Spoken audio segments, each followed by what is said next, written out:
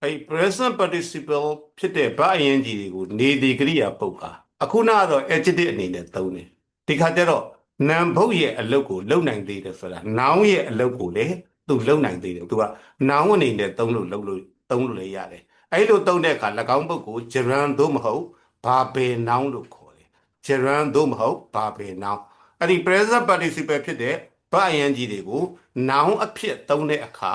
gerund သို့မဟုတ် verbal noun လို့ခေါ်တယ် gerund verbal noun gerund verbal noun ဥပမာ walking in the morning is very pleasant walking in the morning is very pleasant မနက်ခင်းမှာလမ်းလျှောက်ခြင်းဟာအလွန်သာရတယ်အဲ့ဒီမှာ walking ကို subject အနေနဲ့သုံးထားပြီးတော့ noun အနေနဲ့သုံးထားတယ် gerund verbal noun walking in the morning is very pleasant I like walking very much I like walking very much ကျွန်တော်လမ်းလျှောက်ခြင်းကိုအလွန်နှစ်သက်တယ် walking ဆိုပြီးတော့ verb ing ကို object အနေနဲ့သုံးထားတယ် subject object နေရာမှာသုံးတာတွေမှန်သမျှ noun နော်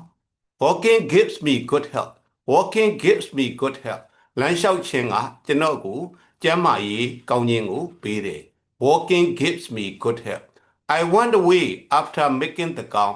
I went away after making the gown ကျွန်တော်နွားမကိုနုညစ်ပြီးတဲ့နောက်မှာအဝေးကိုထွက်သွားခဲ့တယ် I went away after making the gown I studied my lesson before going to bed I studied my lessons before going to bed ကျွန်တော်အိပ်ယာမဝင်ခင်မှာကျွန်တော်သင်ခန်းစာတွေကိုလေ့လာတယ် Walking in the morning is very pleasant I like walking very much Walking gives me good health I went away after making the gown I studied my lesson before going to bed ဒီ before တို့ after တို့ရဲ့နောက်မှာ but တွေသုံးရတော့မယ်ဆိုရင်အဲ့ဒီ but တွေကိုမဖြစ်မနေ ing ပေါင်းပြီးမှ noun အဖြစ်သုံးလို့ရတယ်เนาะသူက preposition တွေမို့မှတ်လို့เนาะpreposition တွေဖြစ်နေလို့ပေါ့အဲ့ preposition တွေနောက်မှာ but တွေကို but ဖောင်ပြောင်းခိုင်းရင်အမြဲတမ်း ing ပေါင်းပေးရတယ်သူ့ကို noun အဖြစ်သုံးတာเนาะ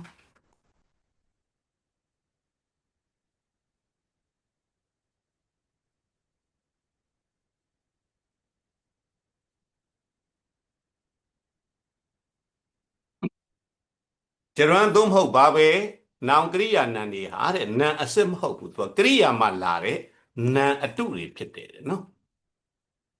present participle နေတိကရိယာပုတ် ing ကိုပြုလုပ်စဉ်ပြုလုပ်လျက်ဟူသောအဓိပ္ပာယ်ဖြင့်ကရိယာဝိသေသနာပုတ်အဖြစ်သုံးသောအခါ၎င်းသည်ကရိယာပုတ်ကလာသောကြောင့်မူလကရိယာကဲ့သို့ကံကရိယာဝိသေသနာစသည်တို့လိုက်နိုင်ပါတယ်ထပ်ပြောမယ်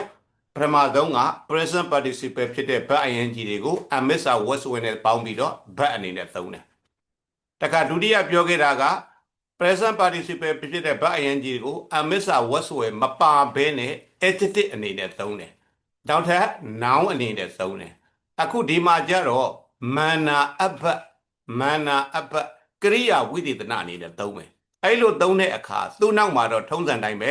object တို့မာနာတို့ place တို့ time တို့အကုန်ပုံစံတိုင်းအရင်သုံးတဲ့အတိုင်းလိုက်ပြီးတော့ထည့်လို့ရတယ်เนาะ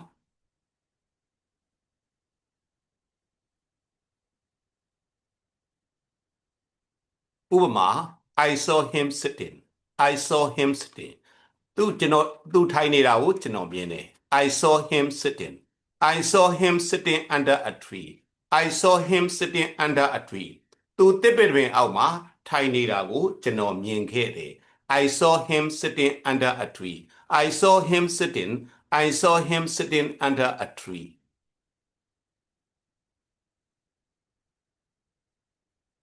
ဝါကျပုံစံတစ် subject verb object verb ing We saw him sitting I saw him